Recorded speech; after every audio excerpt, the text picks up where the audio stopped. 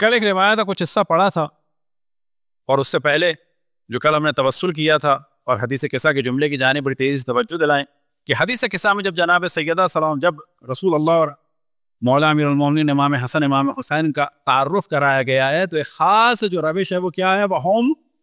فاطمہ و ابوہا و بعلہا و بنوہا. اور کل ہم نے ایک ختم کی جانب اور ایک مجرب عمل کی جانب توجہ دلائی کہ 530 دفعہ صلوات پڑھی جائے، لیکن اس حدیث وہاں پر تعارف ہو رہا ہے جناب سیدہ کے ذریعے سے، تو یہاں پر ابتدا بھی صلوات کی کس سے؟ جناب سیدہ سے ہے. اللہم صلی علی فاطمہ و ابیہا یعنی ان کے والد پر، و بعلہا یعنی ان کے شوہر پر، و بنیہا ان کے بچوں پر، و سر المستودع اور جو اللہ نے ان پر ان میں راز چھپائے ہیں،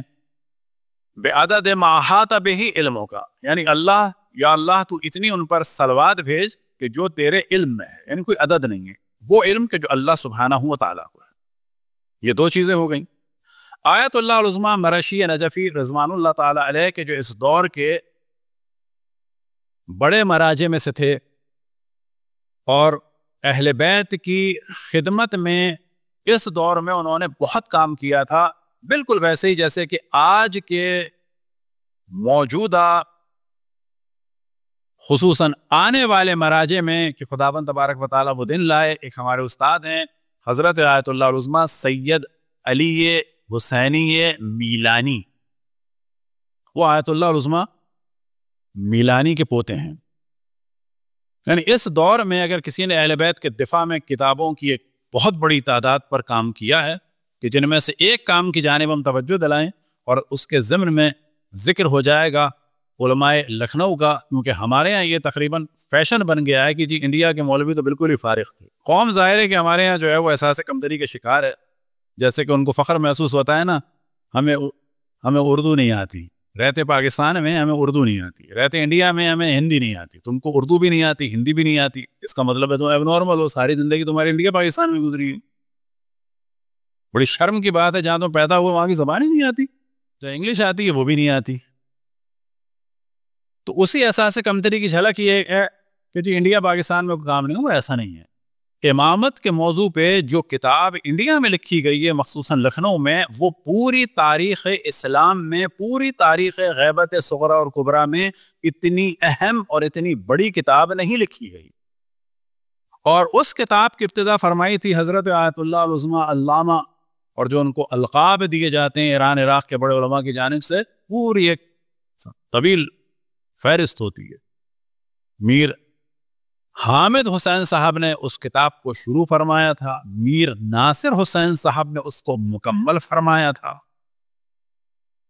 اور اس کتاب کا نام ہے ابقات الانبات.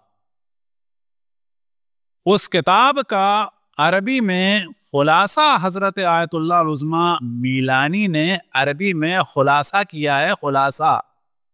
تو وہ 23 جلدوں میں ہوا ہے، صلوات پڑھنے پر محمد والے. تو فضائل اہل بیت میں بہت کام کیا حضرت آیت اللہ العظمیٰ سید شہاب الدین حسینی مراشی نجفی نے، اور ائمہ علیہم الصلوۃ والسلام سے انہیں خاص روحانی لگاؤ تھا.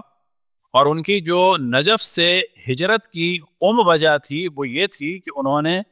توسل فرمایا تھا مولا امیر المؤمنین سے اور خصوصاً امام زمان علیہ الصلوۃ والسلام سے کہ مجھے میری جدہ کی قبر بتا دیں. اب یہ ذہن میں رکھیں کہ ہمارے یہاں بھی جو ایک نادانی ہوتی ہے کہ جب بقیع کا نقشہ ہوتا ہے تو اس میں جو قبر امام حسن، امام زین العابدین، امام محمد باقر، امام جعفر صادق علیہ الصلوۃ والسلام کے اوپر ہے، اس میں لکھ دیتے ہیں حضرت فاطمہ سلام اللہ علیہا. یہ غلط ہے، یہ کام، یہ جناب سیدہ سلام اللہ علیہا کی خواہش کے خلاف ہے یہ کام. ان کی قبر کا کسی کو علم نہیں ہے. حتیٰ بقیع میں اس احاطے میں بھی آپ اس نیت سے کھڑے ہوں کہ یہیں کوئی قبر ہے جناب سیدہ کی، یہ کام بھی غلط ہے. کیوں غلط ہے؟ کیونکہ جناب سیدہ فرما رہی ہیں میری قبر کو پوشیدہ رکھنا،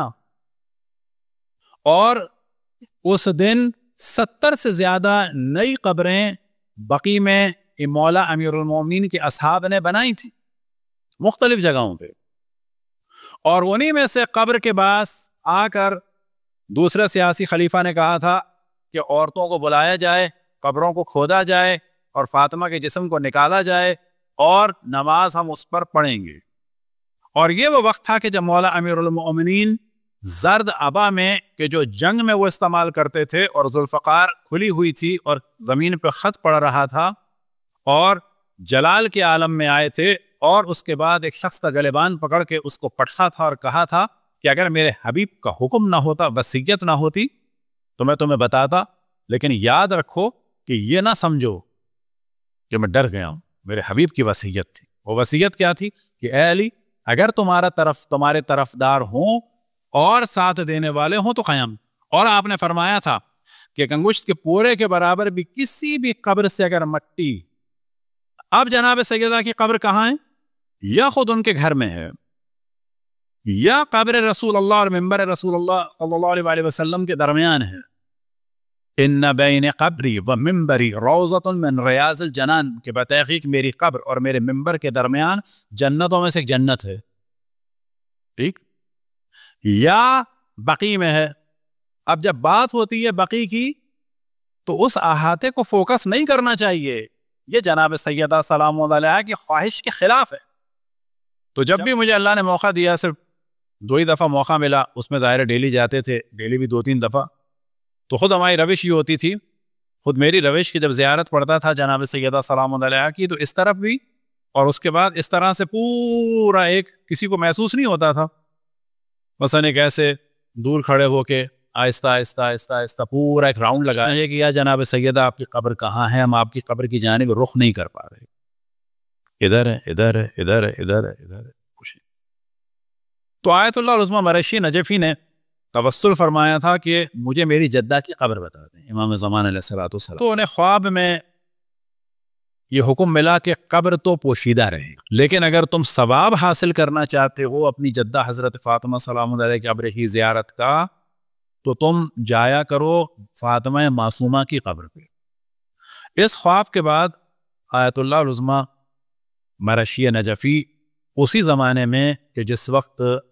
آیت اللہ العظمیٰ عبد الکریم حائری تھے، تو وہ مولا امیر المومنین سے اجازت لے کر کہ اب میں جناب سیدہ کی قبر کے جوار میں رہنا چاہتا ہوں، اور جیسا کہ مجھے کہا گیا بس میں وہ جناب سیدہ کی قبر کی وجہ سے وہ حضرت معصومہ کی قبر کے پاس آ گئے تھے، اور ان کے اہم کاموں میں سے کام تھا شہید ثالث کی ایک اہم ترین کتاب کہ جس کا نام تھا احقاق الحق و ابطال الباطل، اس پر انہوں نے حاشیہ لگایا تھا کہ جس روش پر شہید ثالث قاضی نور اللہ شوشتری نے فضائل اہل بیت رحمہ الصلاۃ والسلام لکھے تھے، اسی ترتیب سے باقی کتب اہل سنت سے انہوں نے فضائل اہل بیت میں، مصادر میں، روایات میں حاشیے لگائے تھے، اور وہ بھی کتاب ہمارے پاس ہے، اور وہ بھی تقریباً 35-36 جلد میں انہوں نے کام کیا راتوں کو جاگ کر۔ اب ظاہر ہے کہ اس زمانے میں وہ مودت اہل بیت کا ایک سمبل سمجھے جاتے تھے حضرت آیت اللہ العظمیٰ مرشی نجفی۔ ان کا ایک وصیت نامہ ہے کہ واقعا اس وصیت نامے پہ ایک مجلس ہونی چاہیے، اور اس میں سے ایک جو ان کی وصیت ہے وہ بڑی عجیب ہے کہ جب میں مر جاؤں تو جو میرا ممبر ہے، اس ممبر کے پاس ہم جاتے تھے، ہماری کلاس ہوتی تھی، آیت اللہ العظمیٰ وجدانی فخر جو ہے وہ پڑھاتے تھے، اور وہ کہتے تھے کہ آگاہ ہو جاؤ کہ اس امام بارگاہ کی خاص اہمیت ہے، ہر جگہ کی اہمیت ہے اس کی، اور اس ممبر کی خاص اہمیت، اور شاید اس میں سے ایک وجہ یہ کہ شاید وہاں، کیونکہ بعض بتاتے نہیں علماء، امام زمان علیہ السلام کی تشریف آوری کی وجہ سے۔ تو آغا مرشی نے فرمایا کہ جب میں مر جاؤں تو میرا جنازہ لایا جائے ممبر کے پاس، اور میرے امامے کے ایک حصے کو ممبر سے باندھ دیا جائے، اور دوسرا حصہ جو ہے میرے جنازے سے باندھ دیا جائے، اور مصائب پڑے جائیں کس کے؟ رخصت